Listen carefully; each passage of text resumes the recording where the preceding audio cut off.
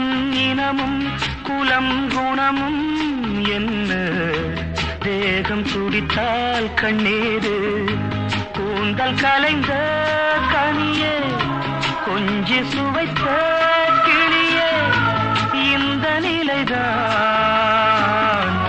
என்ன விதியோ இளமையெனும் பூங்காற்று பாடியது ஓர் பாட்டு ஒரு பொழுது ஓர் ஆசை சுகம் சுகம் அதிலே